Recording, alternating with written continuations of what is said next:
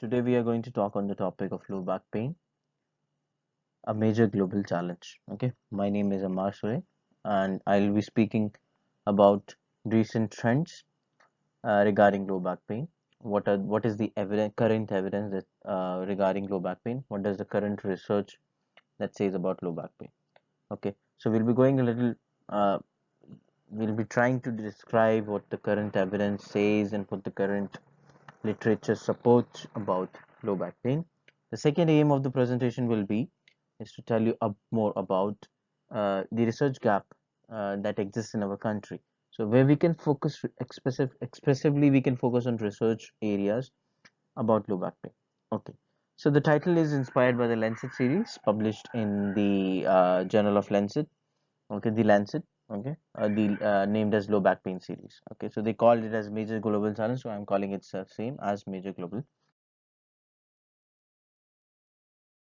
And what is the aim of the objective of the presentation is to sensitize regarding the topic. Okay, so I want to sensitize you regarding the topic. Then expanding our research ideas towards back pain. Okay, that's the basic objective what I want to achieve today when you watch this video. So you should be basically able to express it. Even as a patient, you should be able to understand what low back pain is. So this video is basically meant for both, either of the two halves. Okay, so these are the content we will be talking about low back pain. Why we need to address this challenge and why it is a major challenge. Then the prevention. Of course, we all say prevention is better than cure. So we'll be talking about how we can prevent it and management. Depending on this will be described based on the recent evidences. Okay, the recent guidelines. And finally, we'll give you a conclusion. What is low back pain? My first point is here is to the researchers. See, if we want to introduce or if we want to improve the external validity of the study, the reproducibility of the studies, we need to focus on a particular definition, which should be same for every journal or every study. We can say it rather than saying journal, I can say it's study. So most of the studies should include patients with a particular type or a particular subgroup. Okay, so for example, here I put on two definitions which talk about the region where the low back pain should be located. So I think when we are including our patients in our studies, or when we're recruiting patients for our studies on low back pain, focus we all should focus on these definitions. Okay, for example, so we should focus on basically the definitions. Okay, so if so, what this will do is if we include similar patients, this will improve the external validity of these studies. Not just the studies. If I go for a systematic review, I will have a homogeneous form of data. Though it is very difficult for generalization as such, but this is the basic aim of defining the back pain. Okay. So low back pain is defined according to Chow in 2010 that any pain that is located between the costal margins and the inferior gluteal folds, either with radiation or without radiation, is a back pain. Similarly, Dion describes the location of the pain typically between the lower rib margins and the buttock regions. So it's basic anatomical definition. Okay, and they both of the authors says we should use the term with or without leg pain rather than talking about the radiation, or the term sciatica should be discouraged, should not be used as such. So the better term is to use with or without leg pain. See,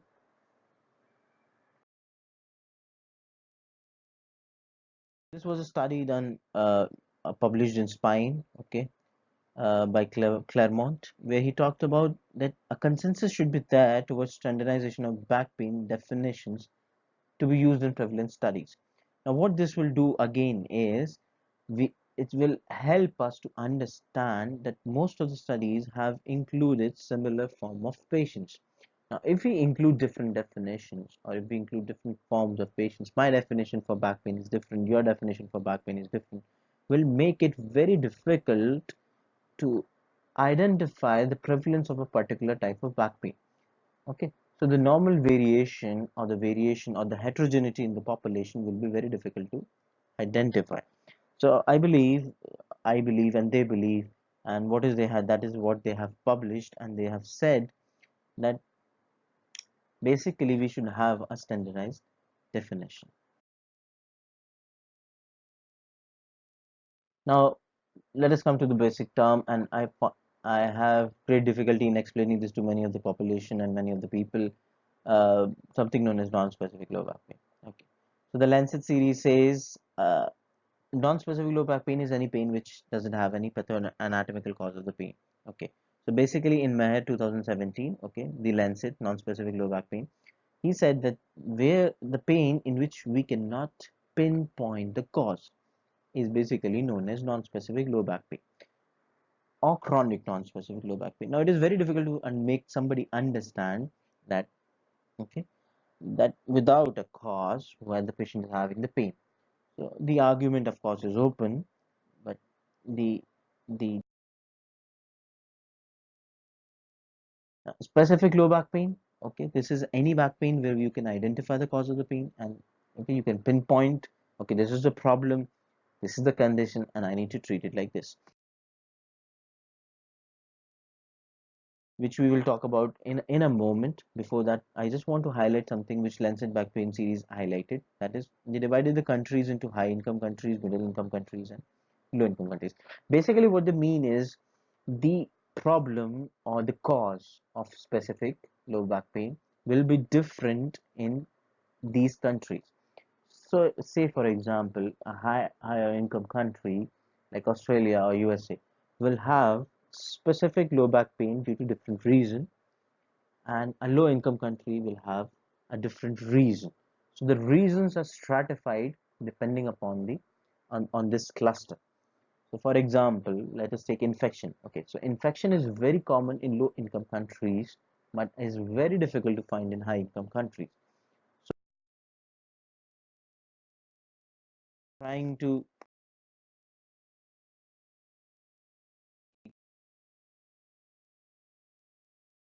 the pathological causes of low back pain: vertebral fractures, axial spondyloarthritis, malignancy, infections, and cauda syndrome. So just one, I want to draw your attention towards one, that is vertebral fractures. So again, high income countries, we have a prevalence of vertebral fractures more. In low income countries, we don't have it as such, and we have more of infections. Okay, so this way we can stratify it, and I think this is again a research area which we can in our population. Now, the biggest question: why it is a major challenge? How common is low back pain?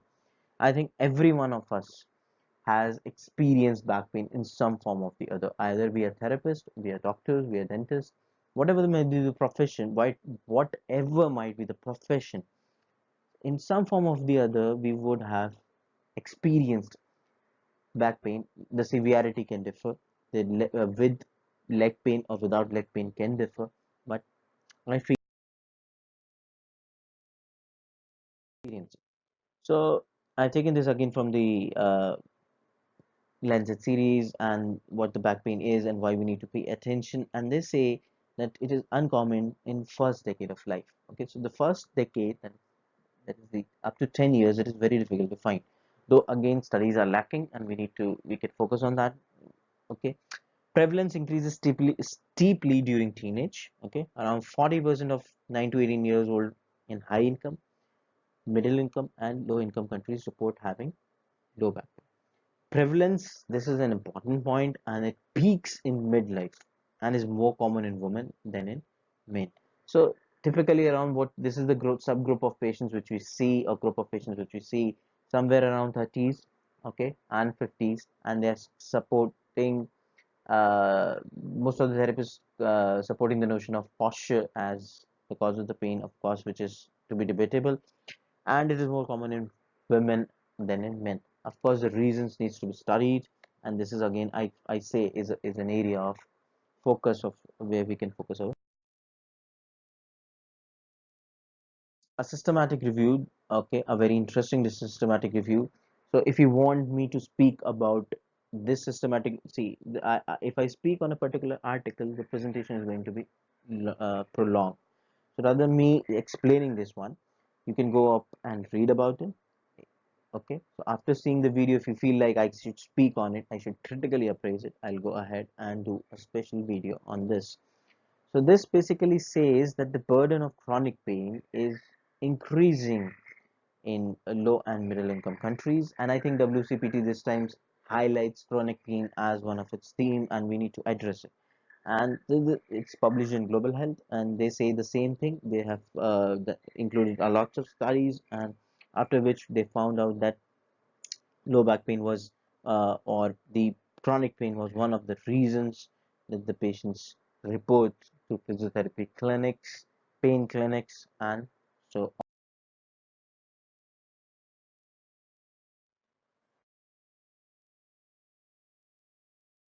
getting uh, increasing in prevalence, increasing in incidence. Okay, this again is a paper which is published in Lancet in 2016, which talks about the global prevalence or the burden of various diseases. Okay, from 1990 to 2015. So I have highlighted a point here.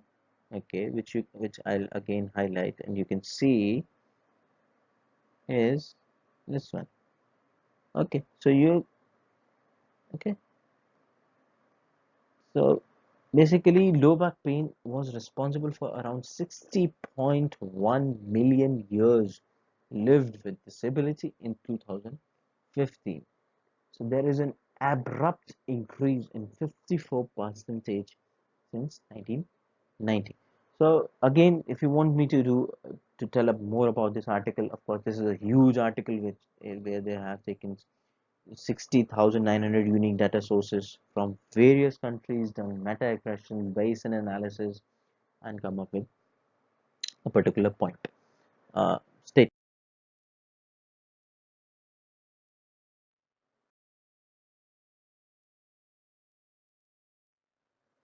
Okay, so this is we all know now we are shifting towards the biopsychosocial model. We are saying that the pain is multifactorial. It's not just the the uh, what you can say the tissue is not the cause of pain. Sometimes it's a multifactorial design. So the physical factors, the social factors, the psychological factors, and the comorbidities play a role. So now on coming to the last section of the presentation and basically speaking about prevention and treatment of low back pain, I'll take a little pause and time on. So now the research area starts, and I say we should focus on how we can prevent low back pain because we don't have any evidence to suggest what is the best prevention strategy. Most of us, or most of the widely promoted interventions, like even ergonomic, no lift policies, workplace educations, lifting devices, does not have an evidence base.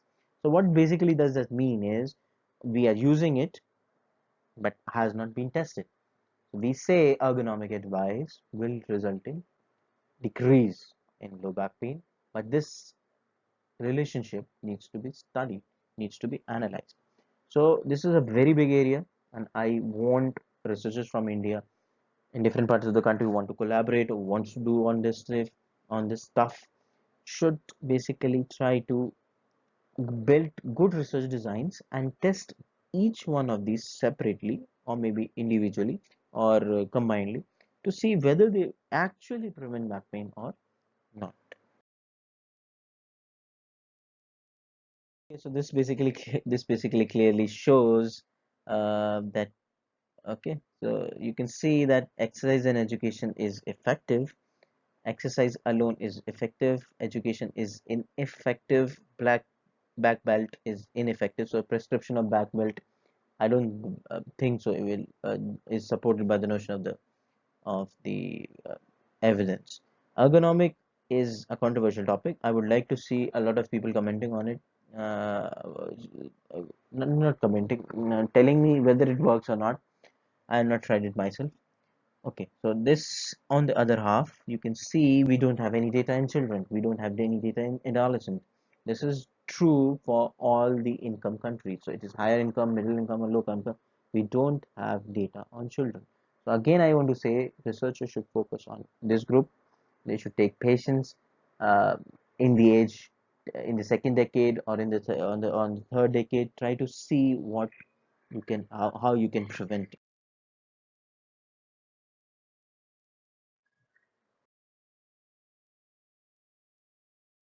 I believe we should be trying to prevent it. Okay, so now what does the Lancet Back Pain series says about management? It basically says that you should follow a biopsychosocial model to inform assessment and management, not just look at a particular phenomena, rather than look at a global phenomena and try to understand the patient plus the problem with the patient has. Now, this is again the same Lancet series which says about a lot of things, and the exercise therapy is the first line of treatment and is the best evidence that is supported. Okay, other than that, you have yoga, you have interdisciplinary rehab, acupuncture is also a second line of intervention that they suggest. CBT, cognitive behavioral therapy, uh, is said to be first line treatment, and I want to bring your focus towards cognitive functional therapy, which is given by Peter Sullivan, and where it's a wonderful technique, and I've been using it as a wonderful technique to rehabilitate patients with back pain. In talking about I'll not go into detail of this because most of this are not supported by evidence. As you can see, surgery is not having sufficient evidence to be recommended according to Lancet Back Pain series as well as clinical practice guidelines of different.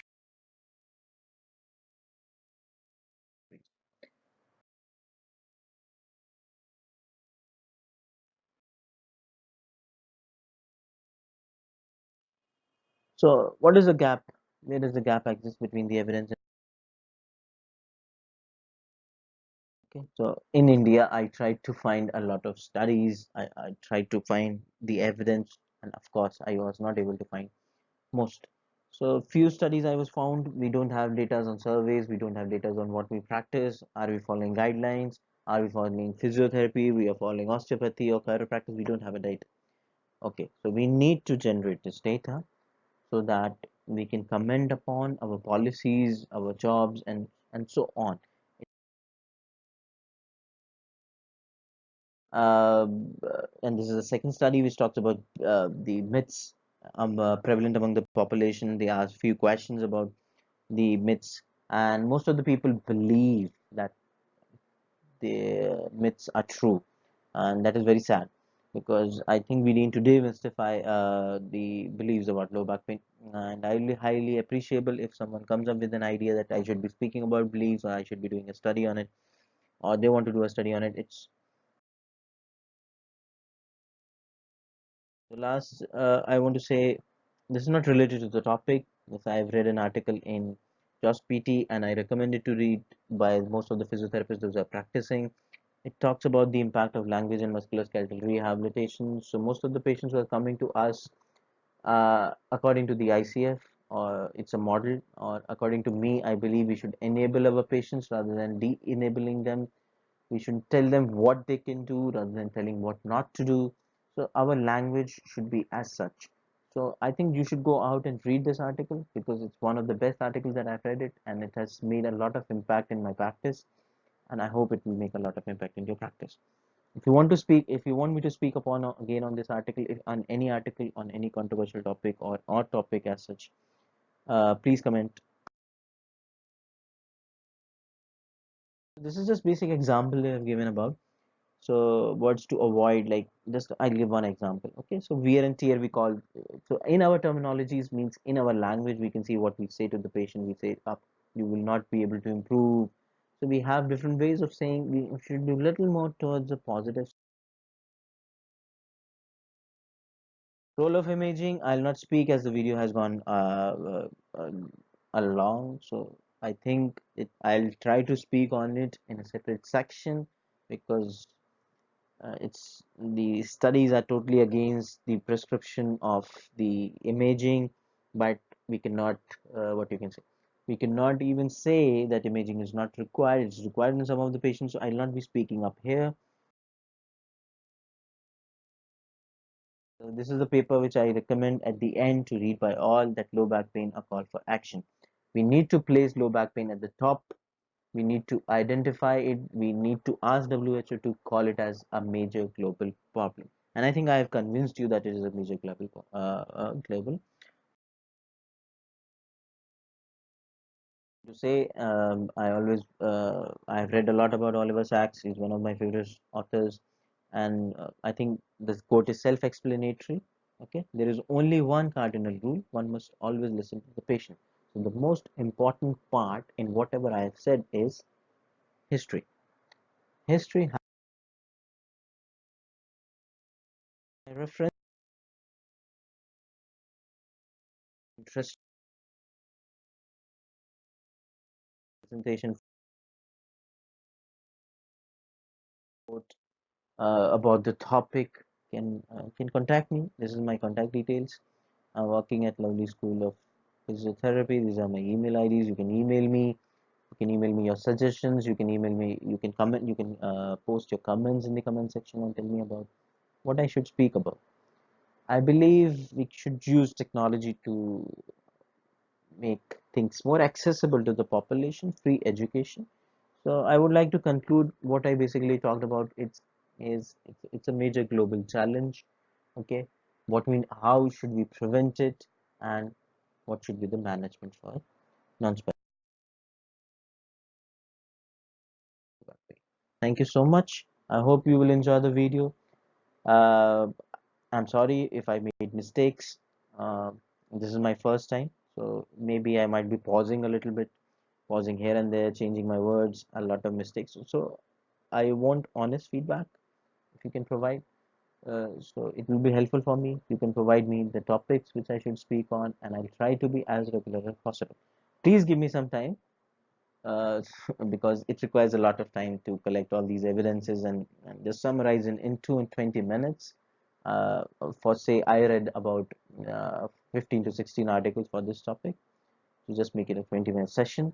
And I hope to see you again. And okay, this is my channel, and I hope people will subscribe to it so that more videos can be uploaded onto it. Okay, so I think it's a give and take. uh, Way the more I feel like the people are interested, the more frequently I'll try to do it. Okay, so let's work on global pain in our country. Let's generate some data. Let's work on some research areas which are lacking. What's the series says, the Lancet series says, not just the Lancet series says, which the our practice is also saying a lot of things. Let's look at it, be constructive, and I hope we all do good. Thank you so much. Have a wonderful day.